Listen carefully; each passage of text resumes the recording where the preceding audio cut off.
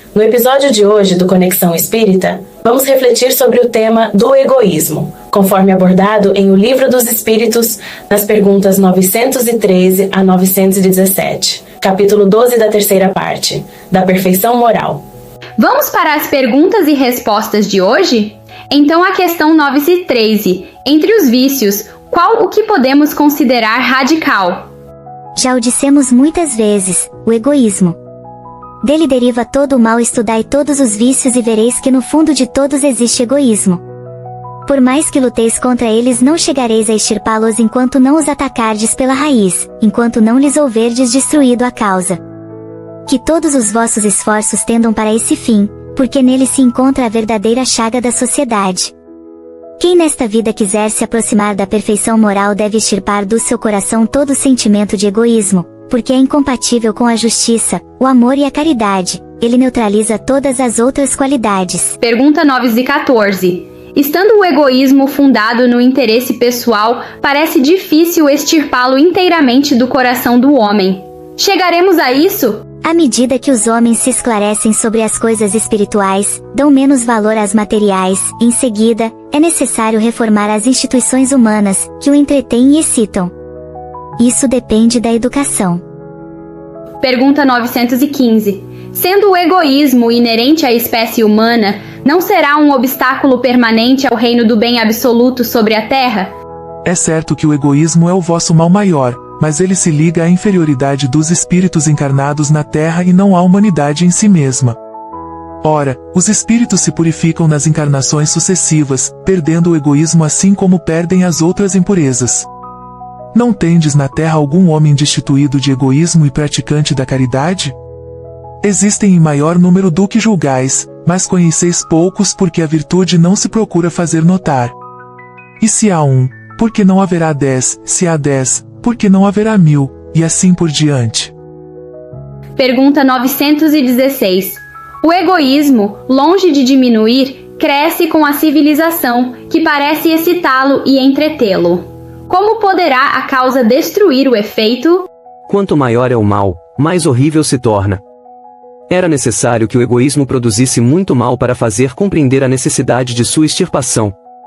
Quando os homens se tiverem despido do egoísmo que os domina, viverão como irmãos, não se fazendo mal e se ajudarão reciprocamente pelo sentimento fraterno de solidariedade. Então o forte será o apoio e não o opressor do fraco, e não mais se verá homens desprovidos do necessário, porque todos praticarão a lei da justiça. Esse é o reino do bem que os espíritos estão encarregados de preparar. Ver item 784. Pergunta 917.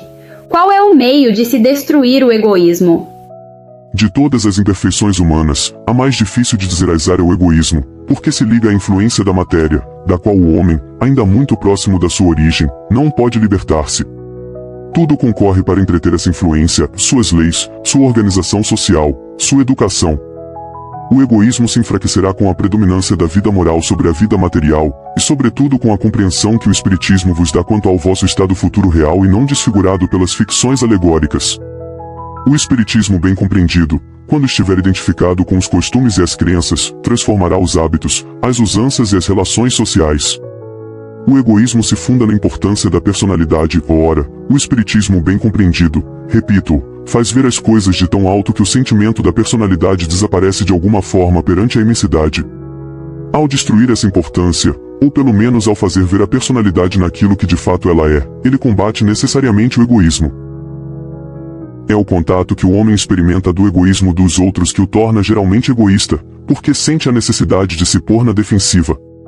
Vendo que os outros pensam em si mesmos e não nele, é levado a ocupar-se de si mesmo mais que dos outros. Que o princípio da caridade e da fraternidade seja a base das instituições sociais, das relações legais de povo para povo e de homem para homem, e este pensará menos em si mesmo quando vir que os outros o fazem, sofrerá, assim, a influência moralizadora do exemplo e do contato. Em face do atual desdobramento do egoísmo, é necessária uma verdadeira virtude para abdicar da própria personalidade em proveito dos outros, que em geral não o reconhecem. É a esses, sobretudo, que possuem essa virtude, que está aberto o reino dos céus, a eles sobretudo está reservada a felicidade dos eleitos, pois em verdade vos digo que no dia do juízo quem quer que não tenha pensado senão em si mesmo será posto de lado e sofrerá no abandono. Ver item 785. Comentário de Kardec. Louváveis esforços são feitos, sem dúvida, para ajudar a humanidade a avançar. Encorajam-se, estimulam-se, honram-se os bons sentimentos, hoje mais do que em qualquer outra época, e não obstante o verme devorador do egoísmo, continua a ser a praga social. É um verdadeiro mal que se espalha por todo o mundo e do qual cada um é mais ou menos vítima. É necessário combatê-lo, portanto, como se combate uma epidemia. Para isso deve-se proceder à maneira dos médicos, remontar a causa, que se pesquisem em toda a estrutura da organização social, desde a família até aos povos, da choupana ao palácio, todas as causas, as influências patentes ou ocultas que excitam, entretêm e desenvolvem o sentimento do egoísmo. Uma vez conhecidas as causas, o remédio se apresentará por si mesmo. Só restará então combatê-las, se não a todas ao mesmo tempo, pelo menos por parte, e pouco a pouco o veneno será extirpado.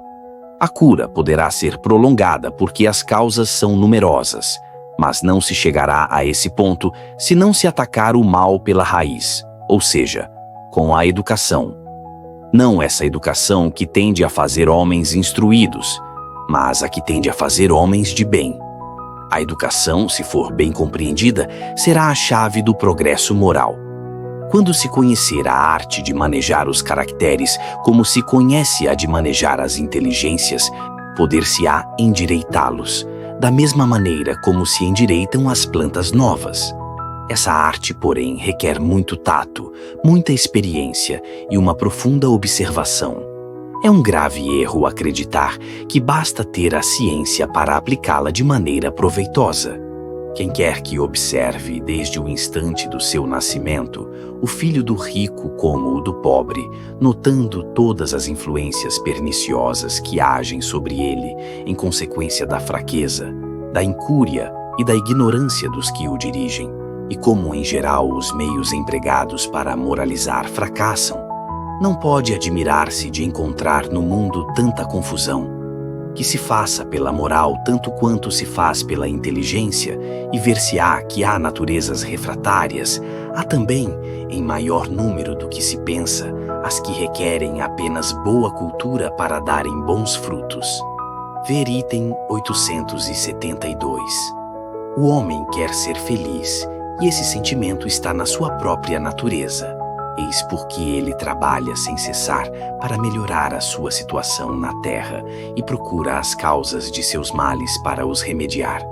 Quando compreender bem que o egoísmo é uma dessas causas, aquela que engendra o orgulho, a ambição, a cupidez, a inveja, o ódio, o ciúme, dos quais a todo momento ele é vítima, que leva à perturbação a todas as relações sociais, provoca as dissensões, destrói a confiança, obrigando-o a se manter constantemente numa atitude de defesa em face ao seu vizinho, e que, enfim, do amigo faz um inimigo. Então ele compreenderá também que esse vício é incompatível com a sua própria felicidade.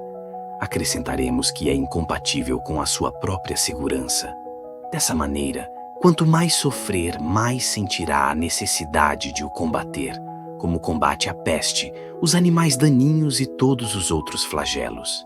A isso será solicitado pelo seu próprio interesse.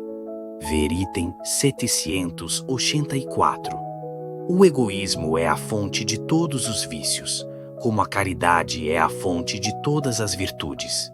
Destruir um e desenvolver a outra deve ser alvo de todos os esforços do homem, se ele deseja assegurar a sua felicidade neste mundo, tanto quanto no futuro.